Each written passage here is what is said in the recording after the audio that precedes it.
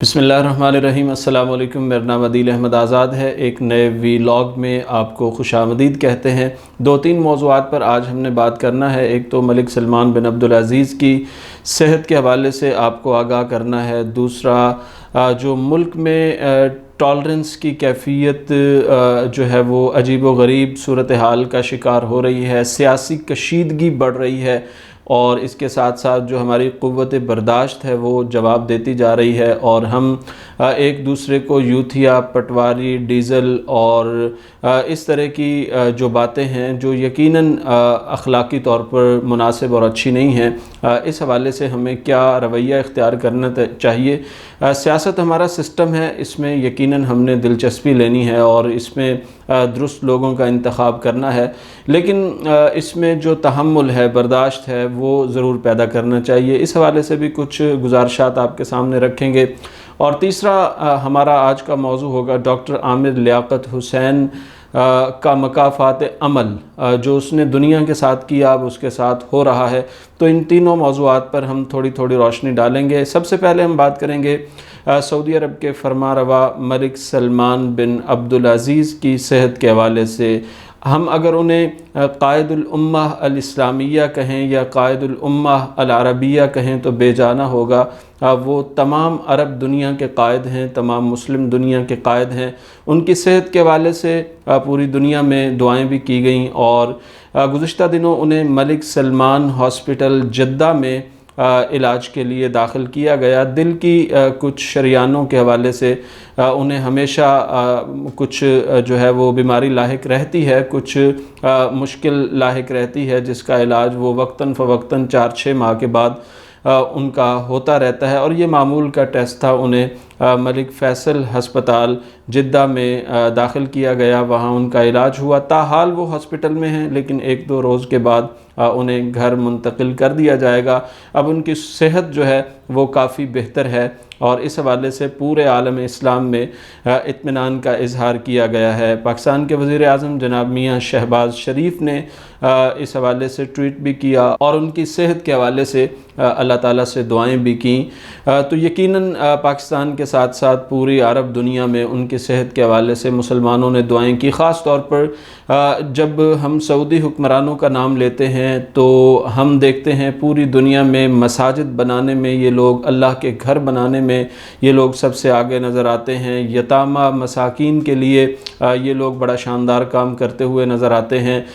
ان کا جو فیض ہے، ان کی جو سخاوت ہے، ان کا جو جود و سخا ہے، اس سے صرف مسلمانان عالم ہی فیض یاب نہیں ہوتے، بلکہ پوری دنیا کی انسانیت کا یہ لوگ خیال رکھتے ہیں۔ افریقہ کے جزیروں میں، جنگلات میں، صحراؤں میں، جہاں اقوام متحدہ کے لوگ نہیں پہنچ پاتے، انسانی حقوق کی تنظیمیں نہیں پہنچ پاتی، وہاں ملک سلمان بن عبدالعزیز کی مدد پہنچتی ہے، پانی پہنچتا ہے، کھانا پہنچتا ہے، کھجوریں پہنچتی ہیں، ادویات پہنچتی ہیں، ان کا خیال رکھا جاتا ہے۔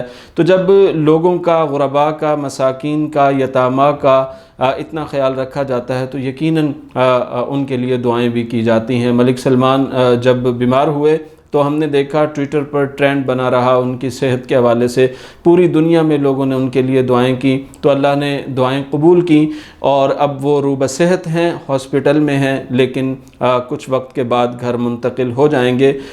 اس پر جو ہے ہم اللہ تعالیٰ کے شکر گزار بھی ہیں، اور ملک سلمان بن عبدالعزیز کی خدمت میں، ان کے سعودی معاشرے کی خدمت میں جو ہے ہم اپنی نیک خواہشات اور ان کے لیے اللہ کے حضور دعائیں پیش کرتے ہیں۔ اللہ تعالیٰ انہیں مکمل صحت عطا فرمائے، اور ان کا سایہ پوری ملت اسلامیہ پر، پوری امت مسلمہ پر، پوری عرب دنیا پر، پوری مسلم دنیا پر قائم و دائم رکھے۔ دوسرا ہمارا اہم موضوع ہے ٹالرنس کے حوالے سے، برداشت کے حوالے سے۔ پاکستان میں سیاسی کشیدگی بڑھ رہی ہے، پاکستان میں جوں وقت گزر رہا ہے جلسے ہو رہے ہیں۔ عمران خان صاحب پہلے سڑکوں پر ہیں، اب نون لیگ کی طرف سے محترمہ مریم نواز صاحبہ جلسے کر رہی ہیں۔ ایک جلسہ خیبر پختونخوا میں جناب میاں شہباز شریف صاحب نے کیا ہے، آصف علی زرداری صاحب بھی جلسے کر رہے ہیں، اور مولانا فضل الرحمان بھی عنقریب جو ہے وہ جلسوں کی طرف جانے کا اندیا دے رہے ہیں۔ ایسے میں کچھ سیاسی اصطلاحات ہمارے درمیان موجود ہیں، کوئی کسی کو یوتھیا کہتا ہے، کوئی پٹواری کہتا ہے، کوئی ڈیزل کہتا ہے، کوئی اس طرح کی باتیں کرتا ہے، اور پھر گھروں میں خاصی مشکلات پیدا ہو رہی ہیں، باپ بیٹے ایک دوسرے سے دست و گریبان ہو رہے ہیں، ایک گلی میں ہمسائے ایک دوسرے سے لڑنے کے لیے تیار ہیں، ایک محلے میں لوگ ایک دوسرے کو مارنے پر آمادہ ہیں، تشدد ہو رہے ہیں، اس طرح کے واقعات سامنے آ رہے ہیں۔ تو ان واقعات کو رکنا چاہیے، سیاست میں دلچسپی ضرور لینی چاہیے، اپنے پسندیدہ لیڈر کو منتخب ضرور کرنا چاہیے، اس کو ووٹ ضرور دینا چاہیے، اس کے ہاتھ پاؤں مضبوط ضرور کرنے چاہیے، لیکن ہم نے انہی گلیوں میں رہنا ہے، انہی گھروں میں رہنا ہے، انہی محلوں میں رہنا ہے، اسی پاکستان میں رہنا ہے، اسی کو مضبوط کرنا ہے، یہی ہماری وابستگی ہے۔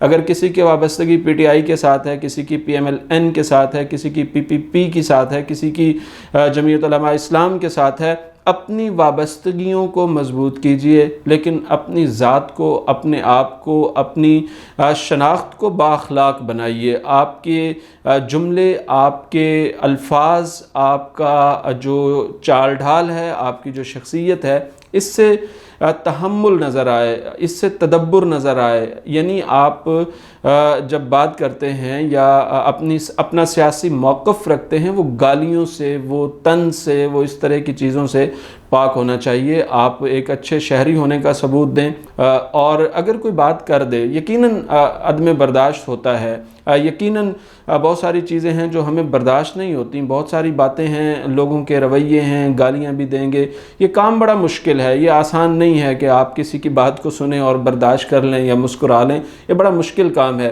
یعنی آپ ٹھٹھرتی راتوں میں سخت ہواؤں کو، ٹھنڈی جو برفیلی جو ہوائیں ہوتی ہیں، انہیں چیر کے مسجد میں جائیں، تہجد پڑھیں، یہ آسان بات ہے، لیکن کوئی اگر آپ کو گالی دے، آپ مسکرا دیں، یہ مشکل کام ہے۔ آپ گرمیوں میں جو ہے وہ سخت لو میں جو ہے وہ مسجد کی طرف جائیں، نماز پڑھیں، اللہ کا نام لیں، نیکی کریں، یہ قدرے آسان ہے۔ کوئی آپ کو گالی دے کے چلا جائے، آپ پلٹ کے اس کے لیے دست دعا بلند کر دیں، تو یہ مشکل کام ہے۔ ٹالریٹ کرنا، برداشت کرنا، تحمل دکھانا، اچھا اخلاق پیش کرنا، کام بہت مشکل ہے، لیکن اس کے بغیر گزارا نہیں ہے، یہ کرنا پڑے گا، اور یہ کریں گے تو یقیناً ہماری شخصیت میں نکھار آئے گا۔ میں آپ کو نبی صلی اللہ علیہ وسلم کی حدیث سناتا ہوں، ان من خیارکم احسنکم اخلاقا، اچھے بہت ہیں، نمازی بھی اچھے ہیں، حاجی بھی اچھے ہیں، زکوٰۃ دینے والے بھی اچھے ہیں، مجاہد بھی اچھے ہیں، خیرات کرنے والے بھی اچھے ہیں، حج پر جانے والے بھی اچھے ہیں، عمرہ کرنے والے بھی اچھے ہیں، لوگوں میں پیسے تقسیم کرنے والے بھی اچھے ہیں، صدقہ کرنے والے بھی اچھے ہیں، لیکن امام الانبیاء حضرت محمد صلی اللہ علیہ وسلم نے فرمایا، تم میں سب سے اچھا وہ ہے جس کے اخلاق اچھے ہیں، جس کی زبان اچھی ہے، جس کا رہن سہن اچھا ہے، جس کا تحمل اچھا ہے۔ اخلاق کی جو بنیادی سیڑھی ہے وہ آپ کی زبان ہے، آپ کی قوت برداشت ہے، تو برداشت کیجئے اور اچھی زبان استعمال کیجئے۔ کسی کو پٹواری، یوتھیا یا اس طرح کی جو بات کرنا نامناسب ہے وہ نہ کیجئے، جس سے کسی کا دل دکھتا ہے وہ نہ دکھائیے۔ ہاں، آپ اپنے لیڈر کی بات کیجئے، آپ عمران خان کی بات کیجئے، آپ آصف علی زرداری کی بات کیجئے، آپ میاں شہباز شریف صاحب کی بات کیجئے، جس کی آپ کرنا چاہتے ہیں کریں، لیکن گالی سے نہیں، دلیل سے، برہان سے، اخلاق سے، پیار سے۔ ہم نے یہیں رہنا ہے، یہی ہمارے معاشرے ہیں، یہی ہماری گلیاں ہیں، یہی ہماری جگہ ہیں، تو ان کو پرامن رکھیں۔ تیسری اہم بات جو ہم کرنا چاہتے ہیں وہ ہے ڈاکٹر عامر لیاقت حسین کے حوالے سے۔ ڈاکٹر عامر لیاقت حسین اس وقت مکافات عمل کا شکار ہیں۔ انہوں نے دین کو جو ہے بازار میں لا کے کھڑا کیا، رمضان ٹرانسمیشنز کا آغاز کیا، اور اس میں زیادہ تر وہ لچر پن کا مظاہرہ کرتے رہے، زیادہ تر وہ لغویات کا مظاہرہ کرتے رہے، زیادہ تر وہ جو ہے وہ فحش انداز اختیار کیے رکھا انہوں نے۔ پھر اس کے بعد وہ شوبز میں بھی اپنے آپ کو شامل کرتے رہے، اس کے بعد انہوں نے پے در پے 3 شادیاں کی، اب تیسری بیوی نے جو ان پر سنگین الزامات لگائے ہیں، جس طرح کی شخصیت ان کی بیان کی ہے، اس کو ہم مکافات عمل کہتے ہیں۔ ڈاکٹر عامر لیاقت حسین نے دین کے ساتھ کوئی اچھا برتاؤ نہیں کیا، دین کو کمرشلائز کر دیا، دین کے بارے میں وہ تصور پیش کر دیا جو جو بازاری تصور ہوتا ہے، لغویات پر مشتمل ہوتا ہے۔ جیو ٹی وی نے اس کو موقع دیا، اس کو اٹھایا، اس کو ہیرو بنایا، اس نے الٹا جیو ٹی وی کو جو ہے وہ بدنام کیا۔ بعد میں بول نے اس کو موقع دیا، اس نے الٹا بول پر باتیں کی۔ پھر جو ہے خود اس کی بیوی اس کو سیدہ بشرا چھوڑ کے چلی گئیں، پھر سیدہ طوبہ چھوڑ کے چلی گئیں، اور اب جو تیسری بیوی ہے سیدہ دانیہ شاہ، وہ اس کو چھوڑ کر چلی گئی ہیں۔ اس نے ہر اچھے آدمی کو، ہر شریف آدمی کو رگیدنے کی کوشش کی، اس کی بےزتی کرنے کی کوشش کی۔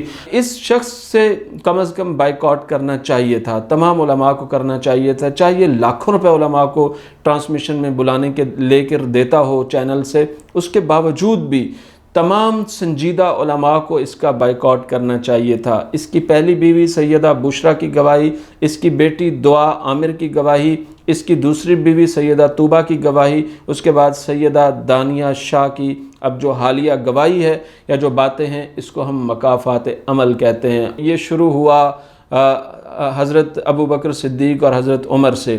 وہاں اس نے بڑی بد زبانی کی ایک مجلس میں، پھر اس نے کہا جی میں نے وہ رافضیت کو چھوڑ دیا ہے، اب میں سنی ہو گیا ہوں، میں توبہ کر لی ہے اور میری توبہ اللہ نے قبول کر لی ہے، اب مجھے معاف کیا جائے۔ پھر اس کے بعد اس نے جنید جمشید کو نہیں چھوڑا، پھر اس کے بعد اس نے قاری خلیل الرحمن جاوید کو نہیں چھوڑا، پھر اس کے بعد اس نے مریم نواز کو نہیں چھوڑا، پھر اس کے بعد اس نے حال ہی میں عمران خان کے خلاف حفوات اور لغویات بکی ہیں۔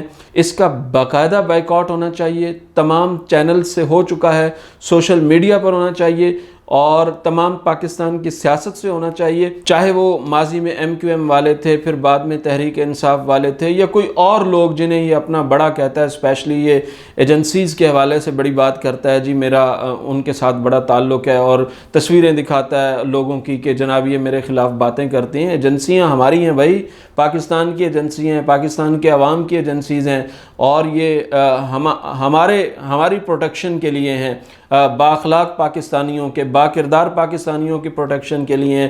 تم جیسے بدماش، تم جیسے لچر آدمی کے تحفظ کے لیے یہ ایجنسیز نہیں ہیں، اور ہونا بھی نہیں چاہیے۔ ہم ان سے اپیل کرتے ہیں، ہم درخواست کرتے ہیں اپنی قومی ایجنسیز سے کہ اس طرح کے آدمی کو پروٹیکٹ نہ کیا جائے کہ جس کا کوئی کریکٹر ہی نہ ہو، جس کا کوئی کردار ہی نہ ہو، جس کی کوئی شخصیت ہی نہ ہو، صرف زبانی جمع خرچ اور لچر پن اور لچھے دار گفتگو کر لینے سے کوئی آدمی معزز نہیں ہو جاتا۔ اس کا مکمل بائیکاٹ ہونا چاہیے تمام ایجنسیز کی طرف سے، تمام میڈیا کی طرف سے، سوشل میڈیا کی طرف سے، سوسائٹی کی طرف سے، معاشرے اور کلچر کی طرف سے۔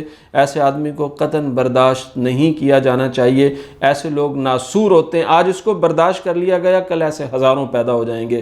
تو اس کا راستہ روکا جائے، اس کو بالکل ایک طرف کر دیا جائے۔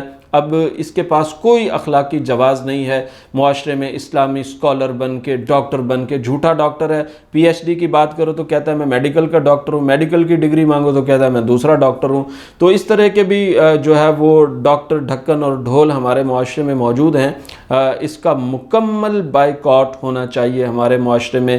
تو آج کے ویلاگ میں ہم ان 3-4 موضوعات پر بات کرنا چاہ رہے تھے۔ اپنی آراء سے ضرور آگاہ کیا کیجئے، کومنٹ سیکشن میں اپنی آراء دیا کیجئے، موضوعات کے حوالے سے بتایا کیجئے، اور اس ہمارے چینل کو سبسکرائب کریں اور اسے لائک کریں، شیئر کریں، آگے بڑھائیں، تاکہ ہماری آنے والی ویڈیوز، ویلاگ، گفتگو، تبصرے، خبریں آپ تک پہنچتی رہیں۔ اگلے ویلاگ تک کے لیے اجازت دیجئے۔ اللہ حافظ و ناصر۔